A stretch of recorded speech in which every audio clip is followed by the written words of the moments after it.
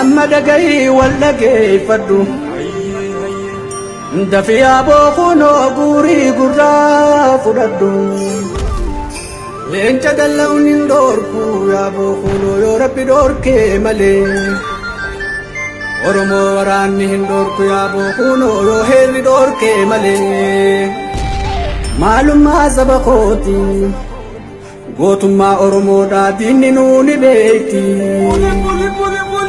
Hangara pingai sumale oromoon hanga ilma namaatti mooti. Wanirraa dubbannu bufa afaa jalaa jawwee qabsoo keessa warra qabsaa yoo takkaawwan ofii nyaata kan diina nyaachisu. Warroota kanniini warri dubbiin kiyya kallattii laalchisu. Qabsaayaaf qabsooytu sabboonaaf sabboontu. Warra biyya ufii warra saba ufii onirraa jaalatu jechi kiyya kuni tokkollee laallatu warri jechi kiyya kallattii laallatu jechoota daawwitii ta'an kana keessaan akka uf daawwatu shiraaf daba biyyaaf saba irra godhaa jiru kana irraa daddafee akka inni dhaabatu dhugaan jirti dirre osoo ijaan garuu irraan tarkaanfanna baala irra jirre nama dhugaa jirtu walitti himutu lafarra hin jirre. Oromoo waraanni hin dhoorku yaa bookunoo yoo heerri dhoorkee malee maalummaa saba kooti gootummaa Oromoodhaa diinni nuuni beekti. Hanga rabbiin geessu malee Oromoon hanga ilma namaatti mooti. Durin jirreen dhalattee Oromiyaa keessatti yeroon diinaan lola nammaa yeroon gamtaan lola nammaa ol godhuutii falmadhume yaa Oromoo biyyi teeti. Mootahara waamatee santaraan akka kennaa miti humni keessan guutuu ijaa gurri keessan hundi isaa akaraa. Uti bara kenna sababa gabrummaa qawwee barre malee namoota barate hedduun qabnu bara. Sababni isaalleen saba Oromootiif ulaan barannoota hundumtuu danqara.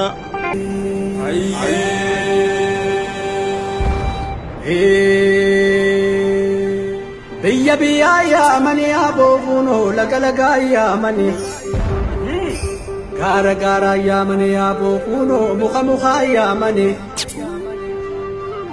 Dheeratus gabaabbatus aboofunoo ilmaa sabbumaa yaamanii. Mee waliin haalaallu akkamitti taate gaafa dargiin kufee mormitoonni hundi biyyatti dachahate. Teenna osoo raftuu mormitoonni diina finfinneedhaan baate. Gaafa taphattoonni siyaasaa hundumtuu biyyatti dachahate. Teennalleen hin dhayte qophii malee kaate. Daanyaan hin dhiyaate fardilleen kunooti raasaalleen kunooti taphattuun siyaasaa taphatti dhiyaadha gaafiin jettuun kaa'ate. Deebiin gama kennaa itti hin qophoofne deebii jettu taate. Warrummaan har'aa kun akkasittiin kalee carraa saba kennaa ormaa dabarsite harka qullaa raasaa nutti gaddachate. Warri qophiin dhayte dorgommii maletti geeba gaafa sanii walii hirtee nyaatte. Osoo nuti teennu biyyi akka kennaa kanu duuba kaate. Ka akka Eertiraa ka akka Suudaanii walabummaa baate. Sababa jaraatiin carraan saba kenna ammas marraa lamuu baqattummaa taate. Kanaafuu biyya teenya badhaatu Oromiyaa. Andurasii Finfinnee irraa eegalee maqaa afaan lammii Oromootii yaamuu qabanii. Gaafa Oromummaan akkana dhiidhaymaa sanitti mi'ooyte. Gaafa sabboonummaan onnee sabaa keessaa dibbee farka dhooyte. Gaafa Oromoonni akka sabaatitti daangaa hanga daangaa dammaytee ol kaate. Gaafa walabummaan gaafa bilisummaan akka aduu barii sanitti hangaate. Carraan gaafa sanii kama kenna taate. Hoggana bilchaataaf siyaasaa bilchaattu ufarkaa dhabuudhaan harka kennaa baate.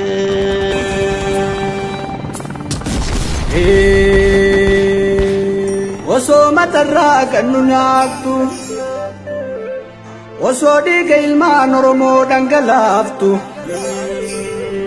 kaan hiitee kaan biyyarraa ari'a kan kanarraa hafe kumaatamaan osoo du'aan galaafattu osoo akka qabsoo qotee bulaan keenna irratti dhumatee waan taatu kataate osoo akka qabsoo barattoonni teenna irratti dhumatee waan taatu kataate osoo akka qabsoo qabsaa'onni keenna sabboontonni teenna irratti dhumatee waan taatu kataate haadhaa miti kalee gaafa 91 Oromiyaan teenna ka walaba baate.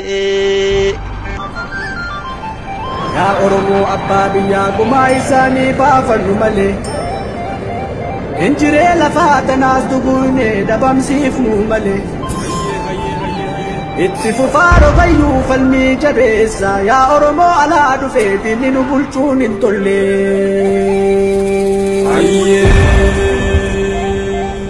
akkanaan jechuu beeka waan hinaan jedhu eegaa